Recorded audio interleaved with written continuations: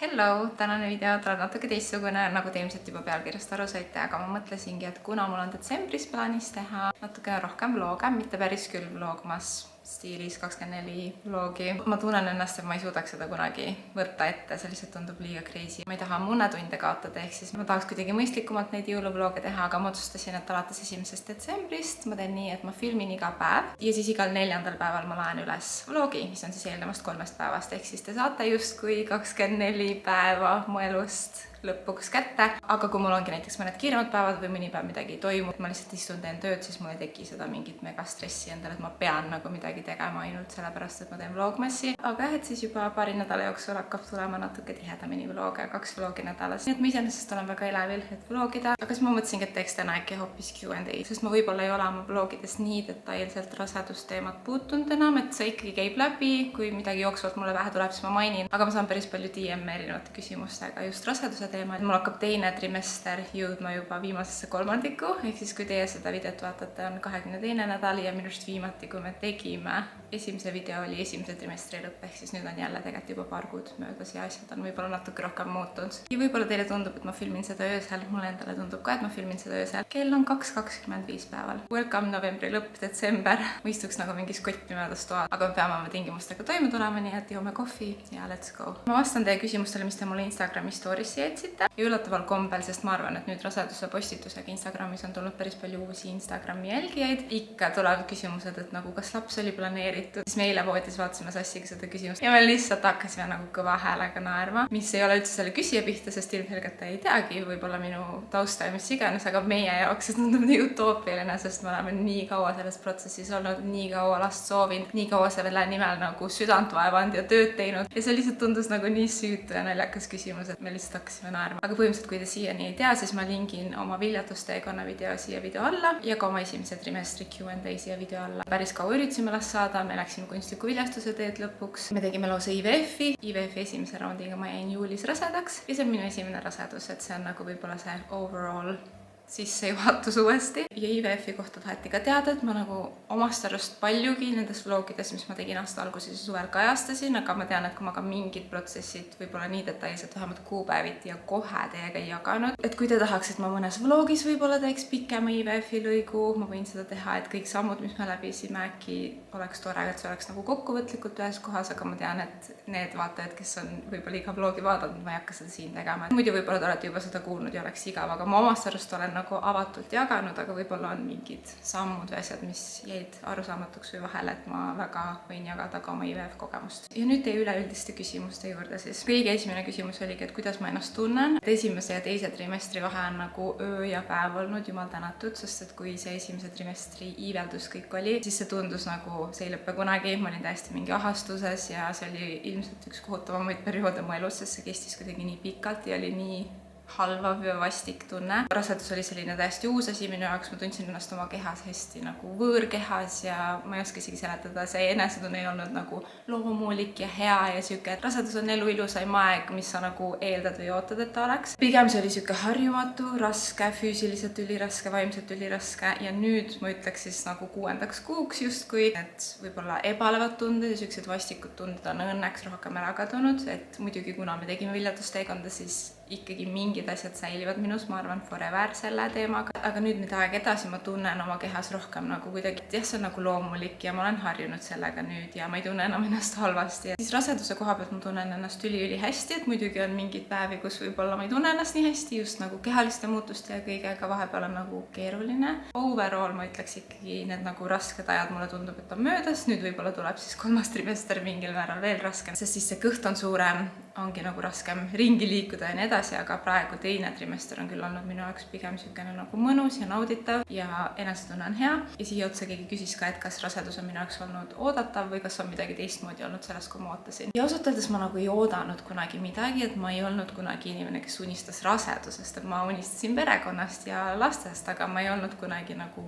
et ma tahan mingi rase olla ja nagu eriti mida aeg edasi selles viljadusteekonnas, seda vähem ma mõtlesin raseduse peale, pigem rohkem lihtsalt laste ja pere perekonna peale. Ehk siis öelda, et ma midagi ootasin, oleks ilmselt vale. Ma kuidagi olen hästi siukene go with the flow inimene rohkem. Sellegipoolest oli asju, mis olid minu jaoks üllatavad, et just see iiveldusperiood, et eriti kuna ma ei oksendanud, mis võibki tunduda väljast, et sa isegi ei oksendanud, et mis see siis nii hull sai olla. Ja mu sugulane on ka minuga samal ajal raske ja ta on umbes täpselt 1 trimester minust ees, ehk siis kui tema mulle kirjeldas oma iiveldust alguses, siis ma ei saanudki aru, mida ta nagu mõtles, et ta lihtsalt ütleski, et lihtsalt nii halb on ja mis iganes. Ja lõpuks, kui see endale kätte jõudis, siis ma olin, et issa, ma vist ei oskaks ka kirjeldada, et see on nagu mingi tuumapohmelli ja nõrkuse ja ma ei tea, mis iganes tunne ja see on iga päev mitu kuud järjest. Ma lihtsalt ei oodanud, et see on nii intensiivne võib-olla see algusasi. Ja nüüd teine asi, mis ma ei tea, kas te kuulete mu häälest, aga mul oli just äsja uuesti külmetus, ise olin loll, käisin eelmine nädal full lahtiste hõlmadega õues, täiega külm oli naha vahel ja muidugi jäin kohe järgmine päev haigeks ja samuti siis New Yorgi reisilt tulles, mis oli 3 kuud tagasi vist nüüd, ma jäin haigeks. Ja mõlemad need lihtsad külmetused, mida ma suht kohe avastan, hakkan kohe ravima. Varasemalt oleks need mul läinud ära mingi 3-4 päevaga, et võib-olla tõesti esimesed 2 päeva ma olen rivist väljas, aga siis, kui ma eriti saan õigel ajal jaole ja ravin, väga ei tee midagi, et siis ikkagi 4.-5. päevaks ma olen nagu omadega OK.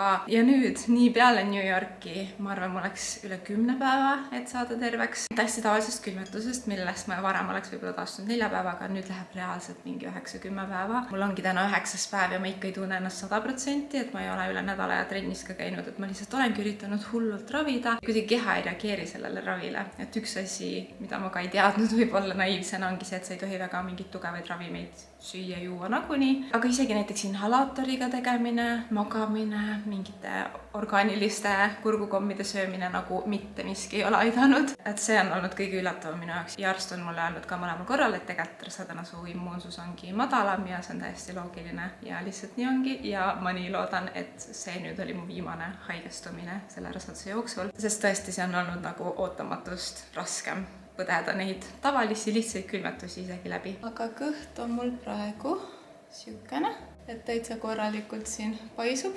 Järgmine küsimus oli, et kas ma olen tundnud lapse liigutamisi kõhus, mis on üldjuhul ka siuke 2. trimestri tunnus, et sa hakkad tundma, kuidas su laps liigutab. Ja sellepärast ma olin ka korra mures, sest tegelikult ma olen nüüd 22. nädal ja ma kuidagi ootasin juba üliammu, et ma tunnen liigutusi. Esiteks, kui esimene trimester ja see iiveldus läbi sai, siis mul korra tõmbas täiega õõnsaks. Siis ma tundsin täiega nagu, et issand, kas ma kujutasin ette seda, et ma olen rase nagu mingid sümptomid, justkui see kõige suurem sümptom, mis oli minu jaoks alati see iiveldus oli kadunud. Siis ma läksin ka oma emmaka juurde, lihtsalt nagu panin ekstra aja, et uurida talt nagu ja näha ultrahelis, et kõik on korras, sest et see korra ehmatas mind ära. Ja siis nüüd mingi aeg, kui meil oligi rutiinne kontroll, siis ma mõtlesin ka, et issand, ma ei tunne nagu üldse last liigutamas, aga mu emmakas ütles ka, et kui on esimene rasedus, siis sa ei pruugigi tunda seda kuni 24. nädalani isegi, ehk siis mingi 2-3 nädala jooksul. Ma arvan, et ma hakkan tundma natuke rohkem liigutusi, et siis juba lapse luud tugevnevad, ehk siis see liigutuse võimsus ise on suurem. Lihtsalt esimese rasedusega ei pruugi nii varakult tunda, samamoodi nagu esimese rasedusega ei pruugi kõhtu väga varakult olla märgata, aga teise rasedusega tuleb kõht kiiremini, öeldakse, ja teise rasedusega tunned neid liigutusi kiiremini. Ehk siis ma olen oma esimese raseduse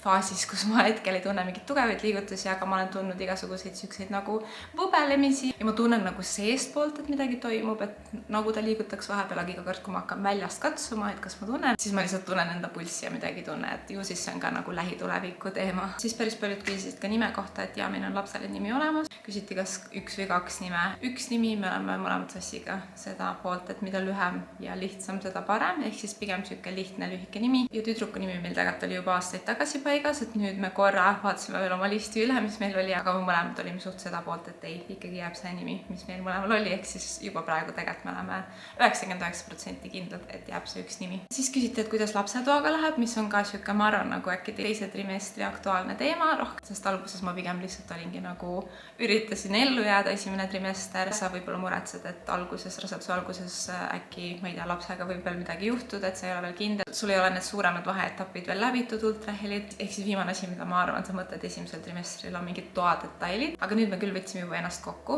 et meil on nimekiri asjadest siis, mis me võiks varuda enne lapse sündi, igasugused detailid ja lutid ja mis iganes, aga tundus, et kõige vähem ülevoolav ja overwhelming oleks alustada toast, sest seal on nagu paar suurt asja. Meil on see üleval siis üks tuba, ongi tühi olnud alati selle ideega, et sellest saab lapsetuba, kui laps tuleb. Ja sinna me oleme juba ära tellinud võravoodi, kummuti, seinavärvi, et tahaks natuke seda seina võib-olla soojendada, sest ma tunnen, et meil siin kodus need arendajapoolsed kriitvalged seinad, isegi kui sisustada ära, siis need ei tekita sükest nagu mõnusat kodust tunnet, et siis ma mõtlesin, et äkki lapsetoaga katsetada ja proovida mingit seinavärvi. Vaiba tellisin ära igast detaile ja kui me kõik neid asju hakkame tegema ja kokku paneme, siis ma muidugi näitan teile ja jagan ja räägin kõike, kus kõik on, aga praegu seal toas on lihtsalt kastid ja mitte midagi huvitavat näha veel ei ole. Mingid mähkmeid ja podisid ja siukseid asju ma saan oma vennanaiselt, tal on üle mingid vastsündinu suurusasju, mis nende lapsel on juba väiksed. Ehk siis vaikselt toimetame ja mõtlengi, et just saaks nagu suured asjad selle aasta jooksul tehtud, kes siis järgmine aasta hakkaks vaatama mingi küünekäärid, vannirätik, siukseid nagu pisemaid asju listist ära võtma, et ma veel ei kiirusta sellega, ma üritan nagu iga kuu midagi natuke teha, sest muidu tundub nagu nii palju asju korraga. Kui ma olen veel esmakordne ema, siis see tundub kuidagi nii overwhelming,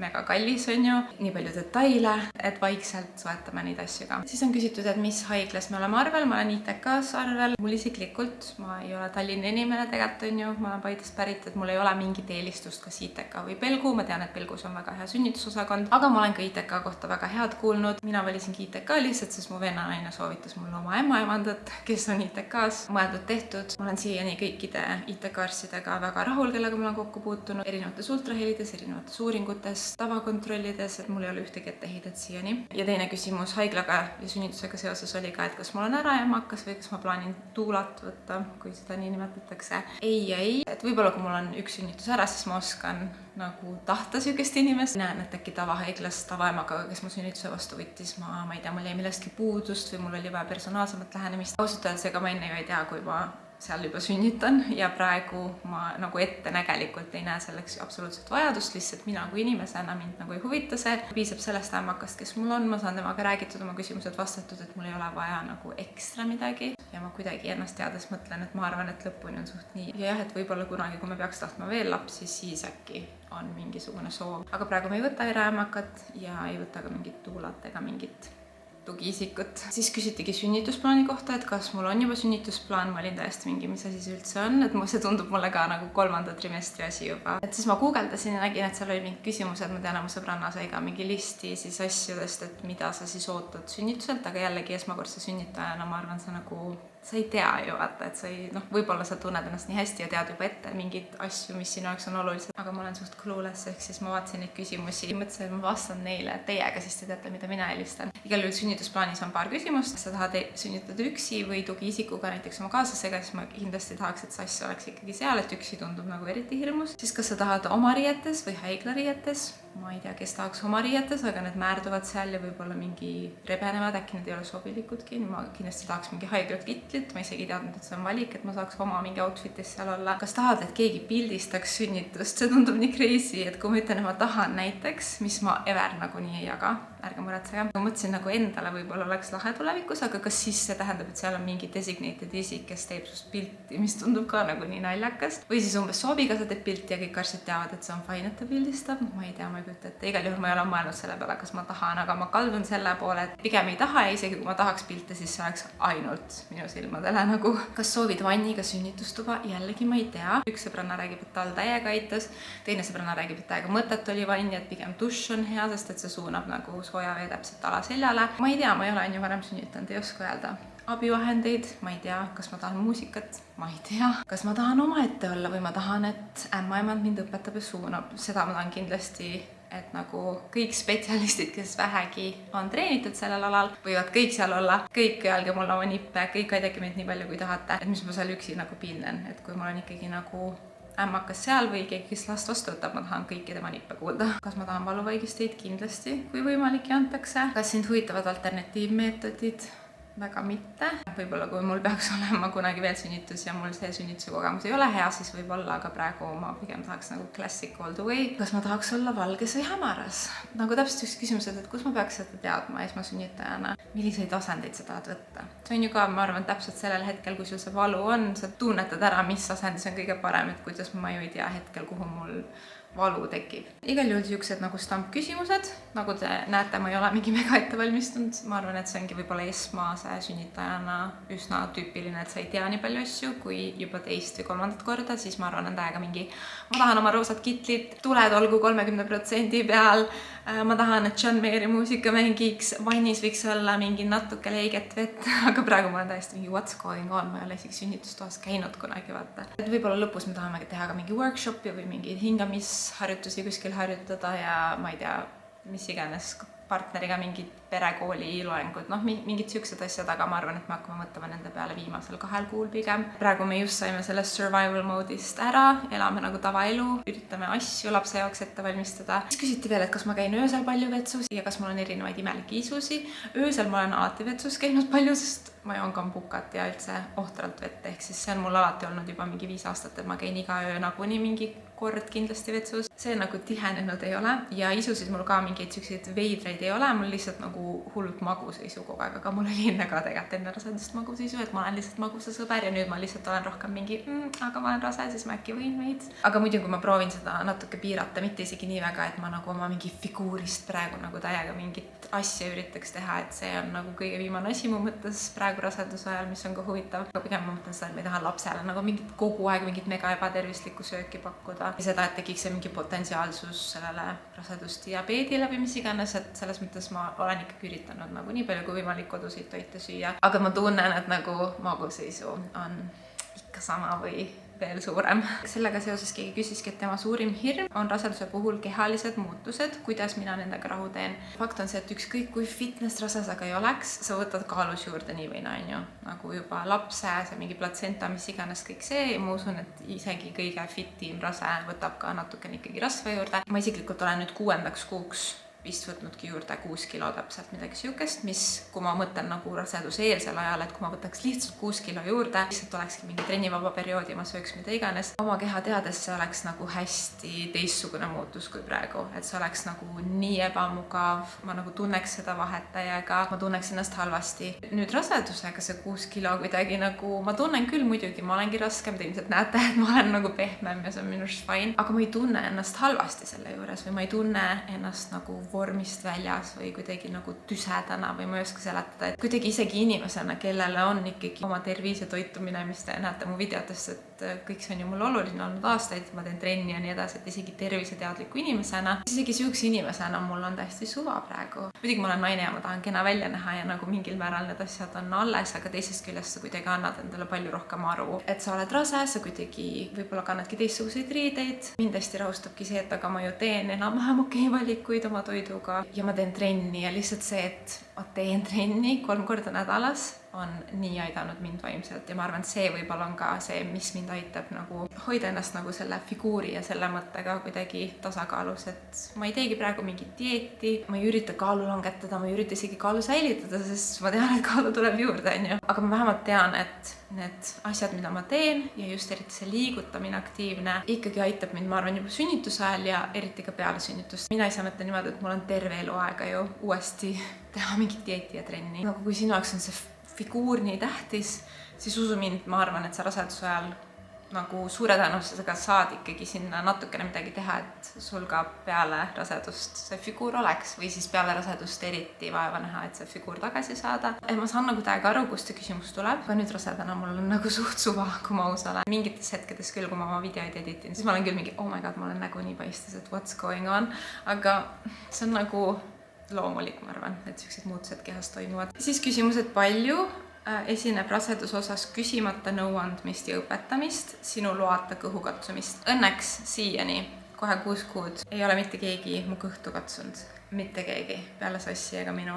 Ma loodan, et see jääb nii, aga ma tean, et muidugi kõht on mega suur, siis see võib-olla mõnel inimesel tuleb loomulikult, aga ma ei ole sellega veel kokku puutunud. Õpetamist või mingit nõuandmist. Mul on siin väikeste lastega palju sõbrannasid, äsja sünnitanud sõbrannasid, siis ma ei ütleks, et see on siuke nagu õpetamine, aga ikka inimesed nagu jagavad oma kogemusi, aga ma olen hästi siuke nagu ühest kõrvast sisse teisest välja, mitte et ma ei tahaks nende kogemusi teada, aga mul lihtsalt ei jää meelde kõik detailid. Ja ilmselgelt, kui mul on laps käes, siis ma tahan kõigilt küsida neid asju, kuule, mis sa selle kohta rääkisid, kas sa sa saad mulle meelde tuletada, mis asi see sul toimib. Et noh, seda infot nagu on, seda tuleb lihtsalt niimoodi loomulikult, mitte et keegi nagu kaagutab või õpetab. Aga kui palju see mulle praegu kinnistub, pigem ma arvan vähe. Elutempo on kiire ja jumaht on nagu nii nagu ta on. Nii et hetkel õnneks keegi midagi ei ole õpetanud. Ma arvan, et võib-olla siis, kui laps ära sünnib, siis on rohkem selliseid hetki, kus sa lihtsalt nagu ei taha, et keegi õpetaks, kui sul on mingid rasked ajad, sest sa tunnedki, et iga kogemus on erinev, aga we'll see. Ma ei tea, kuidas mul see olema hakkab. Siis on küsitud, et kas miski häirib mu abikaasad, näiteks mu isud või midagi sihukest. Ei, Sass on mega toetav, Sass ei ole midagi maininud. Pigem me koos itsitame mu kehaliste muutuste peale ja vahepeal vaatame, et oh my god, lihtsalt nagu kus see kõht tuli.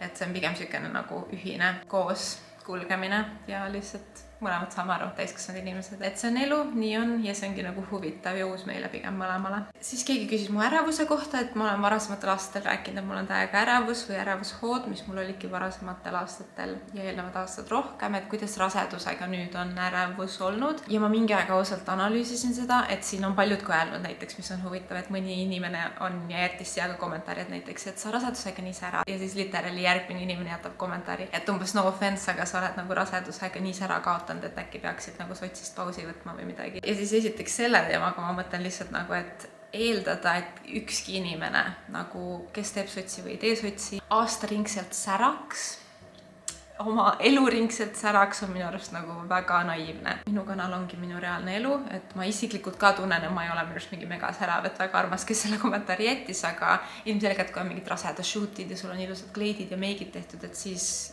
ongi, noh, sa oledki mingi vau, aga igapäevaselt rasedus mind kindlasti mingi võid selle poole löönud või särama löönud, aga samas ma ei tunnegi, et see oleks nagu mult midagi hullult ära võtnud. Pigem ongi, ma arvan, see naalakaotus on olnud mega raske, lihtsalt muidugi rasedus, konkreetselt kohe on mingi südatalv, ma tahaks näha, kes meist säraks, aga selle säramise ja mittesäramisega seoses siis ma mingi päev analüüsisingi, et aga ärevust kui sellist, nagu põhjendamatut ärevust või hirme mul ei ole ja ma arvan, et see oli ikkagi töölt ära tulemisega seoses ja mitte sellepärast, et tule töölt ära, siis su ärevus kaob ära, vaid lihtsalt mu elus oli nii palju asju. Ma tunnengi, et kui ma tulin töölt ära, siis minu jaoks tegelikult Sinu Trenn äpi töö kasvas. Mul on ikkagi palju ülesandeid. Mul on väga vähe päevi, kus ma ei pea mitte midagi tegema, nagu väga vähe, et ma ikkagi ütleks, et mul mingi vähemalt 3/4 kohaga töökohad kollektiivselt kokku on ikkagi olemas, aga nad on paindlikumad ja see ei ole enam 2 täistöökohta, on ju. Et enne oli see täistöökoht pluss siis muud projektid. Ja me naistena tihtipeale tahame nagu nii palju teha ja jõuda ja meil on ambitsioonid ja siis ei taha millestki loobuda, aga minu jaoks oli see nagu ainuõige lüke, sest ma arvan, et tänu sellele esiteks mu vaimne tervis on paranenud. Ma,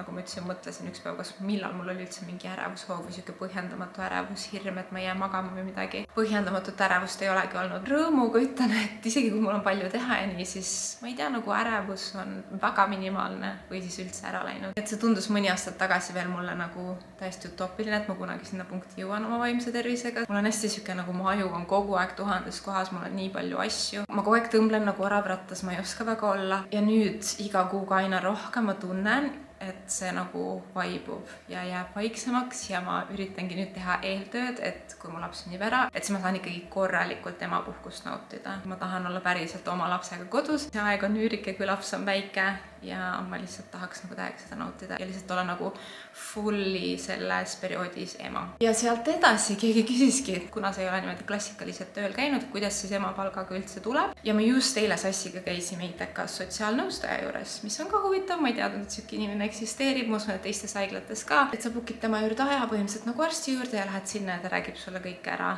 nagu võimalustest, kuidas vanemahüvitist makstakse, millal, kuidas seda taodelda, nagu lihtsalt nii easy breezy tundus see meile, et me mingi hullult kaua muretsesime selle pärast ja siis sealt ära tulles me olime mingi nii hästi mõtestatud. Kuna seda emapalka arvestatakse ikkagi nagu mingist perioodist tagasi, siis nagu pool sellest arvestatavast perioodist ma ikkagi käisin töö. Siis justkui ma saaks nüüd kevadel sünnitades ikkagi emapalka, aga pool sellest palgast, mis ma siis Breakwateris teenisin, lihtsalt siis tänu sellele, et ma nüüd poole olen nii-öelda mitte töötanud, et muidu ma saaks ju full on ju selle emapalga. Breakwateris oli mul väga okei palk, et isegi see pool palka oleks minu arust väga suureks abiks, arvestades, et ma ei olegi tööl käinud, on ju. Aga need reaalsed hüvitispakkumised nii mulle kui Sassile, et see võib olla ju ka isapalk või nagu isapoolne vanemahüvitis, mis iganes need korrektsed terminid on, saate aru küll. Et meile mõlemale tuleb siis peale lapse isikukoodi ja nime registreerimist meilil see pakkumine ja siis me saamegi otsustada. Mingisuguse emapalga ma saan nagunii, ma ka täiega kartsin seda, sest see oligi nagu, miks ma väga kaua aga pingutasin ja olin soravrattas, sest ma teadsin ja üritasin ju rasestuda terve see aeg, et nagu mul on ju emapalka vaja ja ma tahaks head emapalka ja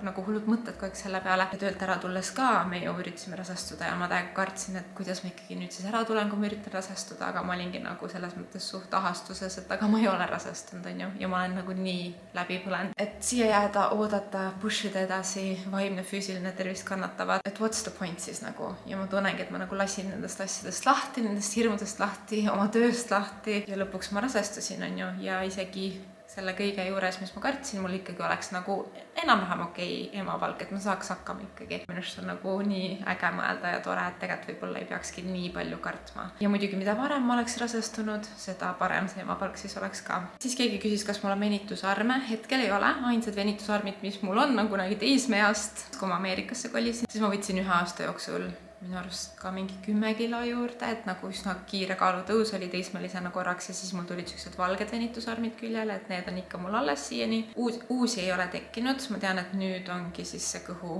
ekstra paisumise periood. Oma Palmersi venitusarmide kehakreemi kasutasin juba ära, mis ma ühes videos näitasin, et nüüd ma ilmselt tellingi Black Friday ajal mingi kõhule kuivõli või midagi, et ma ikkagi nagu kreemitan ja õlitan, aga ma arvan, et see on ka geneetiline, et ma annan nendest parima, et nagu niisutada oma nahka, aga kui tulevad venitusarmid, siis tulevad, et selles mõttes ma ka nagu, ma ei tea, ma nagu tunnen, et võib-olla, ma ei tea, kas on ainult mina, aga kui sa oled rase, siis sa kuidagi muretsed nende asjade pärast vähem, või ma tunnen, mu nagu süda ja keha on nagu leppinud sellega, et mu keha muutub ja mul on nagu täiesti savi, et ma ei muretse üldse mingi, milline mu keha on pärast, või ma ei tea, ma nagu tegelen iga asjaga siis, kui see kätte jõuab. Viimane küsimus siis rasedusteemal või soovitus ongi see, et soovitan, et võtke sassiga täiesti viimast 2 oldud ajast peale beebi sündi, paarisuhe kindlasti kannatab ja jääb tahaplaanile. Ja ma arvan, et see on mega hea soovitus ja kindlasti väga realistlik, et ma teadvustan endale seda, et ükskõik kui hästi ma ka ette ei valmistu, esimene laps nagunii lööb asjad pea peale ja ma ei saa nagu olla nii ettevalmistunud, kui mul on ilmselt vaja. Et see on nagu nii, ma arvan, uus kogemus, šokk alguses, kultuurishokk, sa pead oma mingi kogu graafiku ja elu ümber mängima. Ja kindlasti paarisuhte mõttes ka,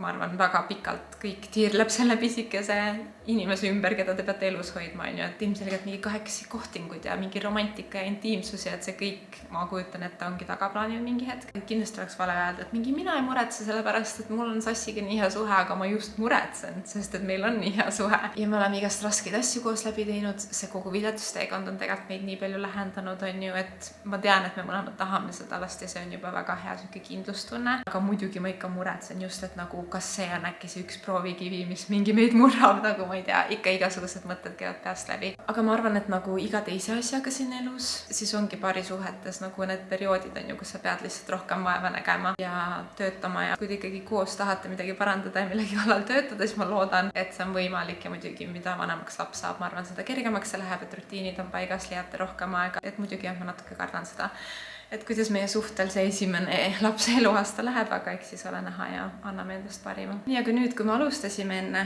et meile tundus, et me oleme kottpimedustoas, siis nüüd me reaalselt olemegi kottpimedustoas. Enne oli õues täiesti valge, ma istun siin akna ees, nüüd on õues täiesti pime. Ehk siis mulle tundub, et see video tuli juba piisavalt pikk, ma loodan, et kedagi vähemalt see huvitab. Ma ise enne rasedust üldse ei viitsinud selliseid videoid vaadata, nii et ma saan täiesti aru, kui keegi selle skipib mu tavavaatajatest. Aga nüüd rasedana jällegi samastusmoment, siis mulle meeldib ka siukest sisu vaadata ja ma usun, mul endal mingi 5 aasta pärast on hea näha, kus ma oma mõtetes olin 2. trimestri lõpuks varsti. It's getting real igal juhul. Kui me nüüd detsembri ja jõuluperiood üle elame, siis on käinud 3 kuukest minna, nii et aeg läheb ruttu. Aga igal juhul järgmine pühapäev ma siis videot ei tee, sest esmaspäev juba on 1. detsember, kui ma hakkan vlogima nädalavlogi, ehk siis ma arvangi, et esimene see Vlogmas stiilis vlog tulebki 4. detsembril. Et siis siuke iga 3-4 päeva tagant detsembris tulevad vlogid. Väga suur aitäh, kui te siiamaani jutate ja näen teid juba siis esimeses Vlogmas vlogis. Tšau!